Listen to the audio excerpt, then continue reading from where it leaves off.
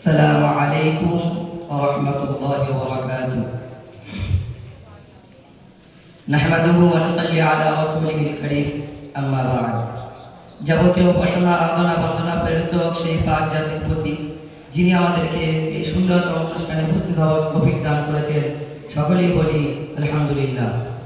যার পরে যার স্থান জানার উপরে নাজিল হয়েছিল পাক কুরআন, সেই মক্কার জ্যোতি মদিনার বাতি মা আমিনা লাল মুরুদুলাল হুজুর আকরাম সাল্লাল্লাহু আলাইহি ওয়াসাল্লামের শানে জানাই, তুমি চন্দ্রের চেয়ে সুন্দর, পুষ্পের চেয়ে মনোহর। রাও সালাম আজিবার এবার সকলেই একে বাক্যে বলি সাল্লাল্লাহু আলাইহি ওয়াসাল্লাম।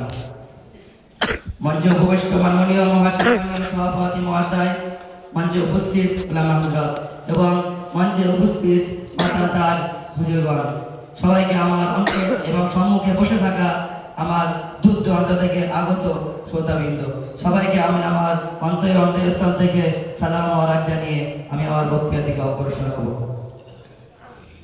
সম্মানিত শ্রোতা মণ্ডলী, আমি আপনাদের সম্মুখে দণ্ডায়মান হয়েছি মাতৃভক্তি মহানবী সাল্লাল্লাহু আলাইহি সাল্লামের সম্পর্কে কিছু আলোচনা করার লক্ষ্যে।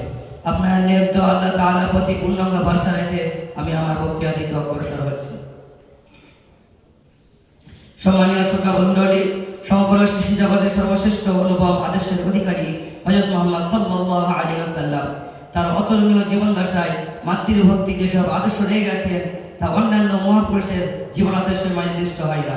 সবচেয়ে বড় জিনিস হলো তিনি তার সমহান জীবনে যেসব নির্দেশ করেছিলেন তা আবার তিনি অক্ষরে অক্ষরে পালন করেও দেখিয়েছিলেন।